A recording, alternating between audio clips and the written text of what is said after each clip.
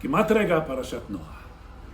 כי מנוח זאת לי, אומר הנביא ישעיהו בהפטרה, אשר נשבעתי מעבור מנוח עוד על הארץ, יותר לא יהיה מבול שהיה בימי נוח.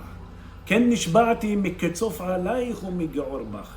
כך אני נשבע שלא יהיה עוד אסון, לא יהיה עוד חורבן, לא יהיה יותר מנוח. אנשים אוהבים מים נוחים, מים שהולכים לאט לאט.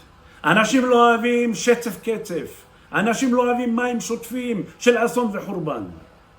נוח שיוצא מהטבע רואה עולם חדש מולו, הוא משקם אותו, הוא נוטע כרם, ממנו יוצאים 70 אומות.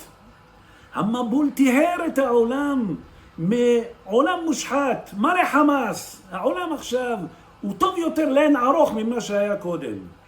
כך אומר הנביא שעם ישראל יחזרו מהגלות, וערים נשמות יושיבו, יבנו את הערים החרבות. יותר מזה, הרחיבי מקום אוהלך, האריכי מטרייך ויתדותייך חזקי.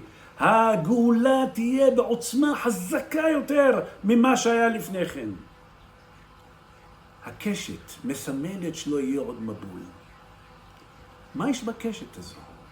כמראה הקשת, אומר הנביא יחזקאל, אשר יהיה בענן ביום הגשם, כן מראה הנוגה סביב.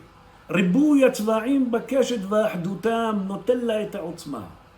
כשהקשת בשמיים, שהצבעים הם אחידים וכל אחד מאיר בצבע שלו, הוא מראה כבוד השם. השם נמצא שם.